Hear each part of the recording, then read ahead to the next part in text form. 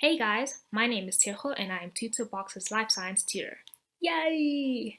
Welcome to Tutorbox Live in conjunction with COVID-19 catch-up sessions. Let me tell you a little bit about myself, okay? First of all, I am not 14. A lot of people say that I'm 14 because I look 14, but I don't. I am much older, but I am a kid at heart. Um, I study biomedical engineering at the University of the Witwatersrand, or just rather Wits University. And this year is my fourth year in varsity. It's been a journey, but hey, I'm here today. So why I decided to tutor life science? Well, because life science biology, it's all amazing. Like I am so interested in like studying how living organisms move, live, breathe, and just like create and everything. Like everything about life. Like from the basis of like a tiny cell going on to this huge living organism is amazing. Like it all just reflects God's work and it's just amazing. It's so interesting to study this. So, yeah, why I really want to help you guys? Well, because I, believe it or not, was once upon a time in your situation. I struggled with bio. Sometimes I didn't get the marks that, I always wanted to get. And I always just wonder, like, why don't I get this? Why don't I understand this and stuff? It's because I always missed out on the basic little points. It's important. The little building blocks of everything, like bio adds on, it piles up. So I was like, missing a little bit of the foundation. And that just like, sometimes causes confusion and stuff like that.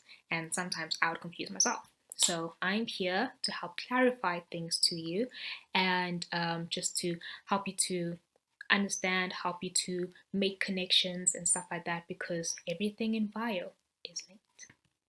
Alright guys, so now what we're going to do is we're going to go through the chemistry of life. So we're going to do some revision on organic molecules and inorganic compounds. Okay, so let's go down into our building blocks, or let's just like start from the beginning with all the pieces that aren't joined together. So when you look at a living organism, everything has a building block. So a living organism's building block is the cell. This is, you can call it like our little monomer, but basically it is a basic building block of a living human being or a living organism, a cell. So when you put a whole collection of specialized cells together, and when I say specialized cells, I mean cells that are differentiated into a specialized cell. A cell is going to perform a specific task. Then when you group those cells together, they make up a tissue. When you group those tissues together, they collectively make an organ, okay? And that organ will carry out a function that it's specified to do, okay? So for example, if we look at a normal cell and that cell differentiates into a smooth muscle cell. This smooth muscle cell, when you join a lot of them together, they form a tissue. And when that tissue is formed, and like a whole bunch of other tissues also come together, they form an organ. So in this case, this organ is going to be the stomach. Okay, so let's look at the difference between organic molecules and inorganic compounds. So the main structural difference between organic molecules and inorganic compounds is that inorganic compounds lack the carbon element, and sometimes they also lack the hydrogen element.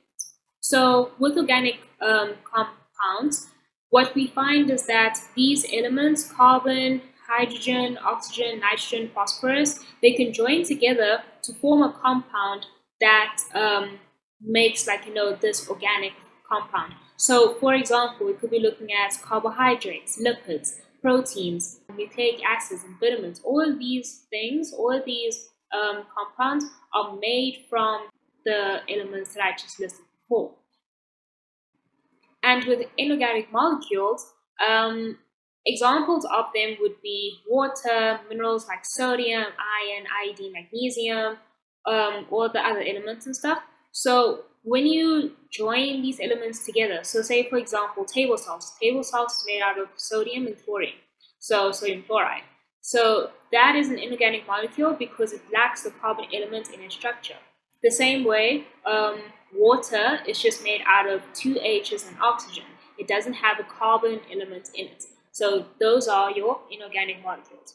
And we often find or use inorganic molecules in agriculture, and I'll get more into that a little bit later. But yeah, so inorganic molecules, you'll find them in agriculture and also like in food and stuff. We do have to take these things in. And organic molecules, the same thing. We intake these things so they can be broken down and be used in our cellular processes. Okay, so in this section, we're going to be looking at organic compounds. So compounds such as carbohydrates, lipids, proteins, nucleic acids, and vitamins. So carbohydrates, we generally group them as a sugar or sugars, and I'll show you what the diagram of carbohydrates look like in the next slide. So a monosaccharide would look like, oh no, sorry, hold on a second. Ah yes, a much more simple diagram. So to be honest, you guys don't really have to know the chemical structure, like the exact kind of one that I just showed in the previous slide, because that's more of a university biology student's kind of business, you know? So for us, we just need to know like the names, like just how it simply kind of looks like. And if you join like, you know, specific sugars together, what do you call them? So for example, monosaccharides, we have three types: galactose, fructose, and glucose. So when you join like, you know, two sugars together, two of these monosaccharides together, you make a disaccharide. So an example would be sucrose. Sucrose is made out of fructose and glucose. Maltose is made out of glucose and glucose, and lactose is made out of galactose and glucose. And finally, one of the largest types of sugars that you'll find are called polysaccharides. So polysaccharides are composed of three or more sugars that are joined together. So if we look at starch, for example, starch is composed of three glucose molecules that are combined together. Cool, so moving on to lipids. So lipids are your fats and oils, and the basic composition, that one molecule, lipid molecule, is composed of one glycerol and three fatty acids. So we have two types of fats. So we got saturated and unsaturated fats. Saturated fats are fats that have no double bonds in their fatty acid chain. And these types of fats are generally solid at room temperature. So, for example, we could be looking at things like cheese, animal fat, butter. What other thing can you think about? I can think about coconut oil. You know, these types of oils are solid in room temperature. And unsaturated fats, these are the ones that have double bonds in their fatty acid chain. So these are also liquid at room temperature. So examples of where you can find these would be avocados, nuts, olive oil, etc. So just a note, even though in avocado and in nuts, the fat inside them is solid, if you had to make oil from these, that fat would be liquid at room temperature. So yeah, just think about macadamia oil and whatnot. So you do see it. It's like, you know, liquid at room temperature. Okay, so now I'm going to show you what a lipid molecule looks like. Now please, don't be afraid. You don't have to know this. I'm just trying to give you a visual representation of what it looks like at a chemical level. Okay. I was kind of warning myself more than I was warning you. Me and chemistry are not best friends, but anyways. So this is what a lipid molecule looks like, just a little monomer of it. So over here on the left-hand side, you'll see the glycerol, and on the right-hand side, you can see the three fatty acid chains. So this is an example of a saturated fat. So it's saturated because if you look closely at all the carbons, all of these carbons have got two H's on them, okay? Except the last one has got three. But still, the principle still stands. There's no double bond between the carbons. If it were unsaturated, then there would be a double bond between the carbons, and when there is a double bond, one of the H's fall away. And this forms a cake. So here's another image of a saturated fat and an unsaturated fat.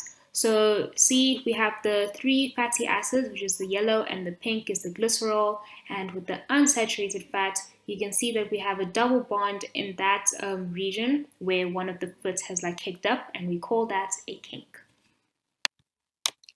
Next up, we'll be looking at proteins. So protein is like a chain of amino acids that are joined together. Okay, now a protein is only considered a protein when you have 50 or more amino acids joined together.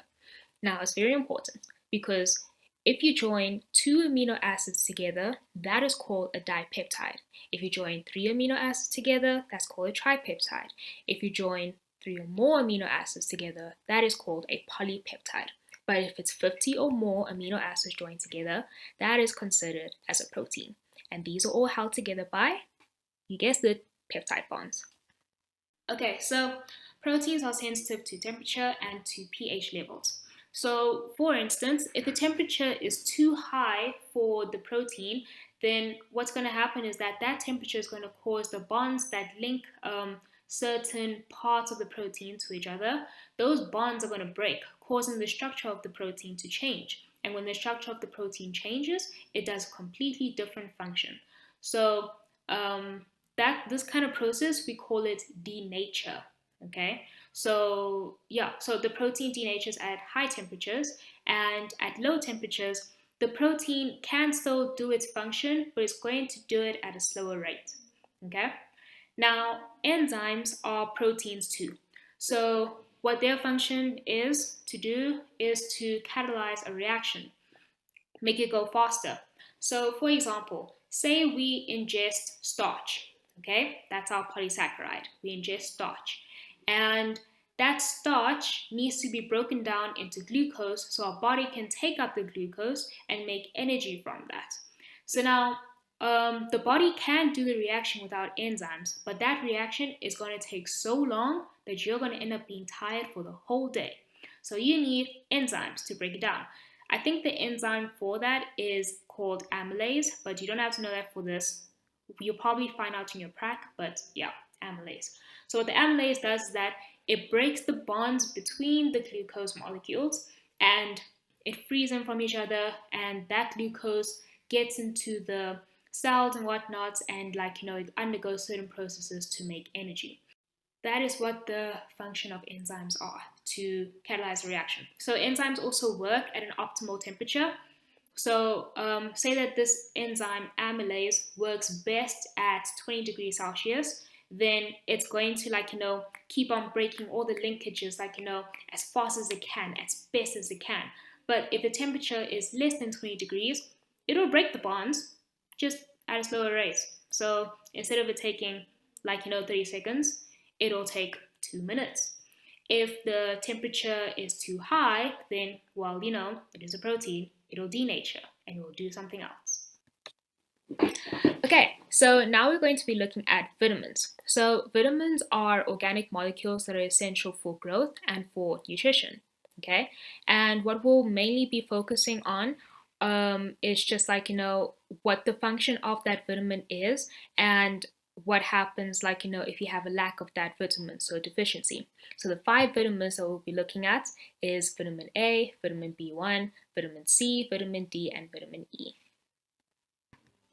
The function of vitamin A is to form pigments in the retina. So vitamin A is also known as retinol.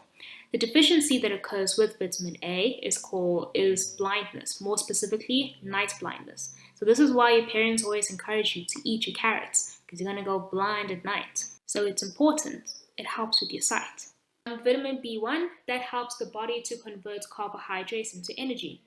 And at the most cellular level, which you don't really have to know, but if you are curious, what vitamin B1 does is that it's like a coenzyme. It helps an enzyme to break down carbohydrates into energy.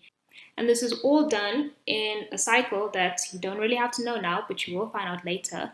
The TCA cycle, basically where your carbohydrates are broken down into glucose so it can be converted into energy. And if you have a deficiency of vitamin B1, you'll end up with a condition called beriberi. Okay? Vitamin C, this helps with your growth, development, and repair of all your body tissues. And you can get these from your citrates, your oranges, your lemons, your limes, that's where you can get a good rich source of vitamin C. And if you have a deficiency of this, you end up with a condition called scurvy. And Vitamin D, its function is to regulate the calcium levels that are in your body.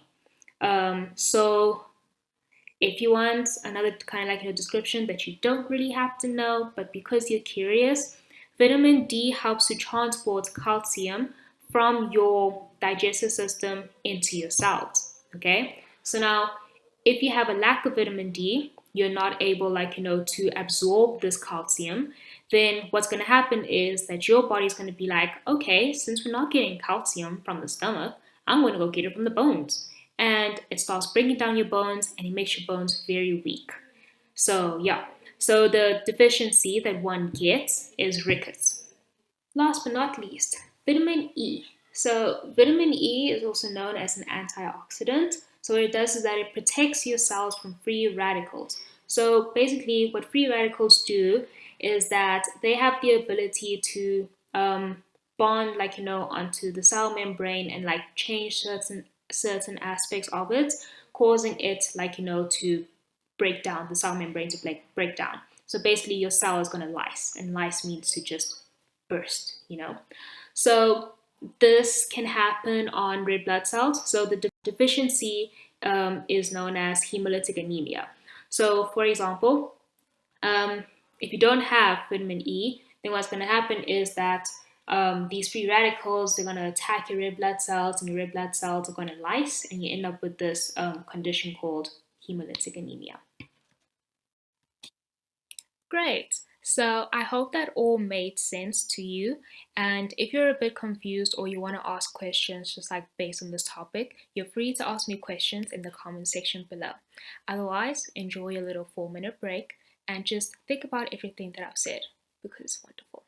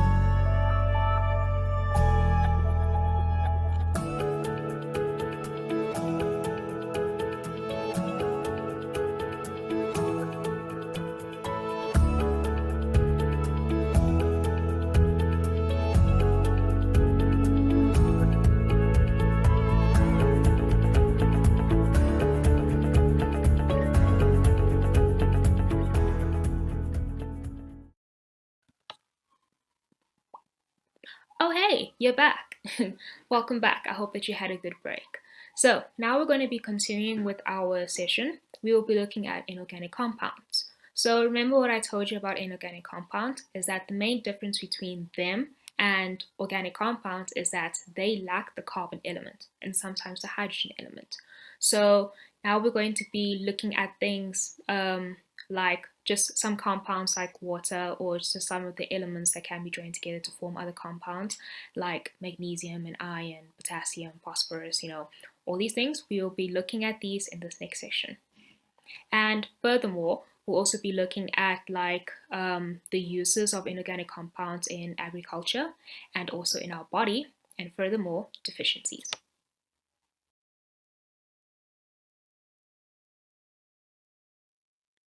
Okay, so in this experiment, we will be testing 4 foods. We're going to look at the potato, we're going to look at rice, we're going to look at sugar cubes, and salt. The chemical that we'll be using is iodine solution. Iodine solution is yellow-brown in color, just as he'll be dropping it on the petri dish over there. See, it's a yellowishy brown kind of color. So now what he's going to do is that he's going to drop this on the rice first, and you can see the bluish black color that it turns. The same thing on the potato. It's gonna turn a bit darker, but like you'll see it's gonna be the same color as the rice. Then he's gonna drop it on the sugar cubes, and you'll see that there is no change. And you'll do the same thing on the salt. So here are the results. You see that there's no change with sugar and the salt. So that means there's no starch in them. But the changes in the starch is in the potato and the rice.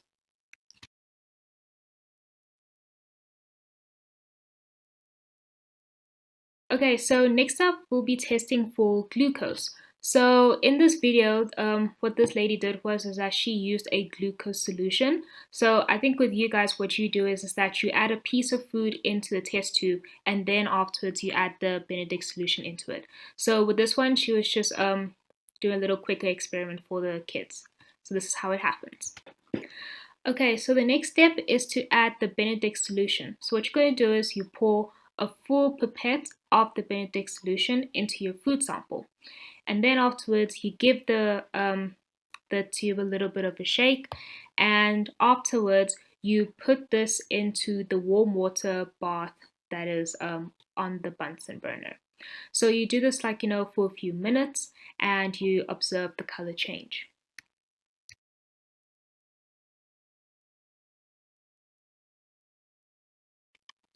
Okay, so after a few minutes, you can see that the solution has changed color from that bluishy color to this orange color. So if she had left this the tube inside the warm water for a longer time, then it would have turned a more brick red. That's what your textbook calls it, the color, brick red. So when you see this change, then that means that there is glucose present in the solution. So if there was no glucose present, then there would be no color change. Okay, so yeah, you use your Benedict solution so that you can test for glucose, and if the color turns orange to brick red, then you know that glucose is present.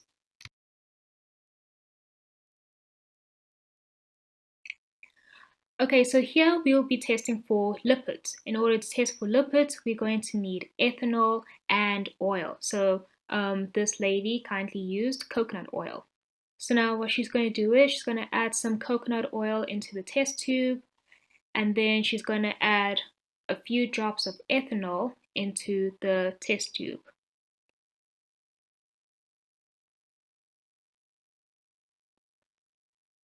Then she'll give it a little shake so you can mix the mixture. And then afterwards, she's going to add some water. And then shake it again. Now, notice the color change. Can you see how the solution turned into like a whitish kind of, what does she call it, emulsion? Yeah, a white emulsion. So essentially, if there were no lipids present in the solution, then the solution would have remained clear. And I'm just going to compare that with another tube in a second. Right there, can you see how clear that is? So there we can see lipids are present. Okay, so as I've said before, minerals are naturally occurring inorganic compounds that you usually find in a crystallized form. They are important because our cells need them so that they can use them to process like different kinds of cellular processes in the body.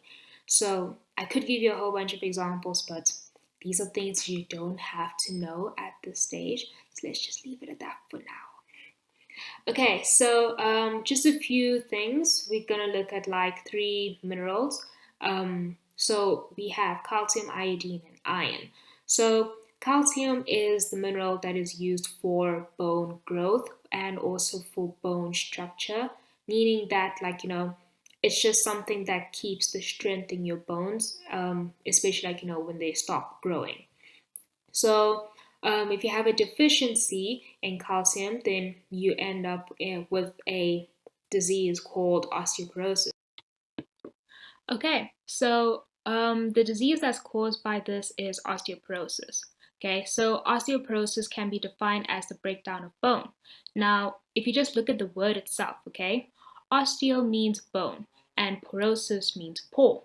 Or, yeah, porosis, you just take the pore in that, that's pore. So, osteoporosis, the breakdown of bone. So, basically, when the bone breaks down, it has this honeycomb kind of like appearance, okay? So, this happens because the bone has rather the breakdown of the bone is faster than it being built up, so you're losing more bone tissue than it's actually being um, grown and maintained. Okay, so yes, you can what do you call it, your bones do naturally break down and stuff, but it's just a little bit so that your body can obtain some extra calcium if it needs, or some other minerals that it needs from the bone. So essentially you lose the bone tissue instead of gaining it. So also this can be coupled with a vitamin D deficiency. So remember what I told you before, that if you don't have vitamin D, you can't take calcium in, you can't absorb calcium into your body, so therefore you could also get osteoporosis from a deficiency of vitamin D. Um, iodine is main function is to control the metabolism, your body metabolism, and it also does a whole lot of other things. But you don't have to know that. Just the basic thing that you should know is that it controls your body metabolism. So the deficiency that one gets is called a goiter. So a goiter is just basically the overgrowth of the thyroid gland. So as you can see, just in this image over here, on the left hand side, you have the normal size of the thyroid gland, and then on the right hand side, it is enlarged. So this happens due to some feedback systems that happen with your hormones. So just to cut a long story short, iodine is just a mineral that your body uses in your cells and in other cellular processes, and it is controlled by hormonal levels in your body. So if you have too much or too little of it, you could end up with a goiter. And then afterwards we have iron. So iron's function is one of the main functions is that it's used to produce red blood cells. So if you have a deficiency of iron, then you have a deficiency called iron deficient anemia. So anemia is like a disease of the blood, right? Especially on your red blood cells. Okay, so if you have an iron deficiency, then you're going to end up with iron deficient anemia. So let's just look at anemia for a second, right? Anemia is essentially like a disease of the blood. So more specifically, red blood cells. It's what do you call it? The function of red blood cells is to transport oxygen, throughout the body. So if its function is affected, then we call that anemia. So essentially, that's why I always label it as iron deficient anemia, and the other one that I did before was hemolytic anemia. So yeah, so this is a little bit of extra information, but I'll give it to you anyways because you're gonna have to know about it one day. So iron is involved in the formation of red blood cells. What it does is that it basically binds to hemoglobin, and it ensures that it fits into this red blood cell correctly, nicely, if I can say. So basically, if you don't have iron, then you're going to end up with a small red blood cell, and we call this red blood cell a microcytic red blood cell. So microcytic red blood cells can't really bind to oxygen, so it's not going to be able to transport enough oxygen throughout the body. So therefore, this person would end up with anemia. So this type of anemia is just going to be known as iron deficient anemia. So essentially, iron deficient anemia is when you don't the function of iron is to formulate red blood cells. So if you don't have iron, then you're going to end up with iron deficient anemia. Alright, last but not least of the inorganic compounds, we're going to talk about fertilizers. So the main function of fertilizers is to replenish or supply the soil with nutrients that were lost. So these nutrients help the plant to grow vigorously and in a healthy manner. So fertilizers are mostly used in agricultural kind of industries. In these places, they plant a variety of crops, and these crops tend to use up the nutrients that are stored up in the soil.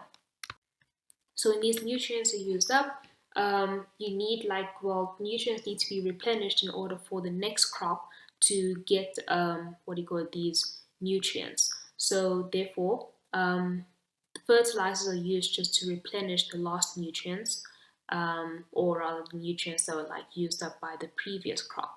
So now, not to say that the soil is not able to produce nutrients of its own. It is able to do it, it's capable, but it's just that it's going to take a much longer time than it's going to take a much longer time. So as a result, agriculturalists, not a proper word, but anyways, they use fertilizers so they can replenish the soil and increase their rate of production of this crop production.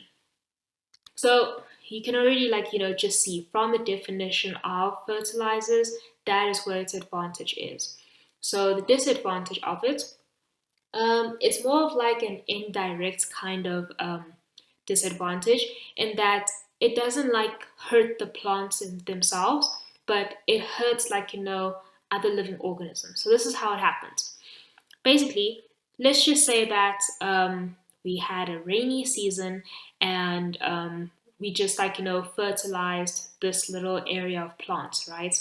Okay, this large area of plants. Now when it rains, the rain washes over on the plants and the soil and stuff, and all of that gets washed away into the river. And the stuff that are being washed away are the fertilizers that are in that land that ran off with the water into the river. So from there, right, in rivers, especially rivers that flow, that have a slow rate of flow, you get these living organisms called algae, okay, phytoplankton, that stay in that region. And what happens is that the fertilizers, what they do is they the fertilizers are taken up by the algae, and that helps the algae to grow vigorously. And when they grow vigorously, then they cover the surface of the water. So when this happens, no sunlight comes into the river, okay, and therefore this will cause the other living organisms that are inside that river, maybe other plants, other fish and stuff, they're not able to get the sunlight. And how this affects the fish, for example, is that the plants that are inside don't produce or they're not able to produce oxygen via photosynthesis, because they're not getting sunlight. The algae is taking all of that up. So basically it deprives the inside of the water from getting oxygen, fresh oxygen, and therefore it results in the death of other living organisms inside there. So you get your plants that die, you get your fish that die, and you just end up with this waste kind of river, you know what I mean? So yeah, that's that's just one of the disadvantages of fertilizers that you guys are required to know. All right, food for thought.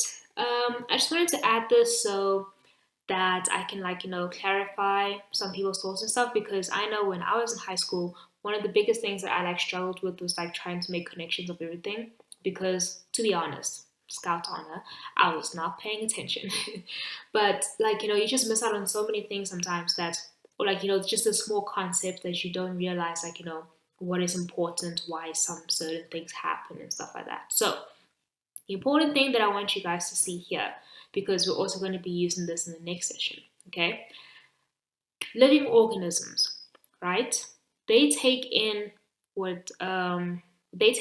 compounds, we take in compounds, and these compounds need to be broken down for different cellular processes, okay? So these compounds are broken down into their monomers. So, for example, you have a macromolecule, it gets broken down into a micromolecule. That micromolecule gets taken up and it gets used in some kind of cellular process.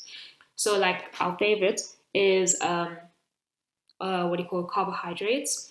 Your carbohydrate is a macromolecule that gets broken down into its monomer. So your glucose, your fructose, your galactose, right? And that gets taken up so you can make energy. Another example would be proteins. We take in proteins, our body breaks it up into amino acids. Those amino acids, so protein, macromolecule, amino acid, micromolecule gets taken up and used to make nucleic acids and other proteins and stuff like that in your body.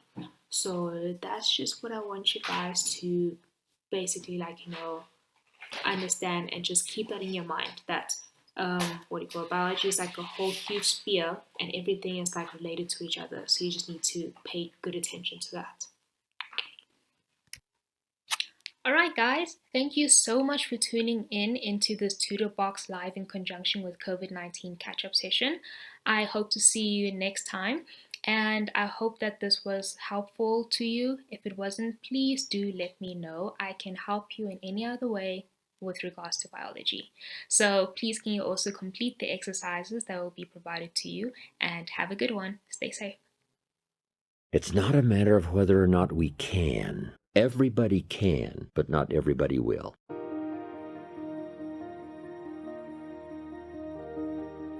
How to turn nothing into something. How tangible are ideas and imagination? Ideas that become so powerful in your mind and your consciousness, they seem real to you even before they become tangible. Imagination that is so strong that you can actually see it. You can actually see it. If somebody cannot see it when it is not here, then it will never be here. Start looking into the future of what you would like to accomplish, where you would like to go, the person you would like to be. Decide what you want, and then act as if you already had it. And that is to believe that what you imagine is possible for you. So the first step is to imagine what's possible. Second step, to believe. Now here's the third step, and that is to go to work and make it real. You now go to work and make it a movement. You make it tangible. You make it viable. You breathe life into it. And then you construct it. You have a lot to offer. The fact that you're still here means that your business is not through yet. People don't do what they know in life, but what they do is they operate within the context of the vision they have of themselves. So write and draw and build and play and dance and live as only you can. Make up your own rules. The rules on what is possible and impossible were made by people who had not tested the bounds of the possible by going beyond them. You must change what's possible for you. You, and only you, are the subject that impacts the burning desire in your imagination. You are living and feeling as if your future dreams are a present fact. Will it be easy? No. Will it be challenging? Yes. So you got to prepare yourself. You've got to develop yourself. As long as you're breathing, you got some more work to do. There's something else for you to achieve. Guess what? You're going to make some mistakes. You're going to make a lot of mistakes. So now go and make interesting mistakes, make amazing mistakes, make glorious and fantastic mistakes. Break rules, leave the world more interesting for your being here. Make good art. It is possible to start with nothing and become something.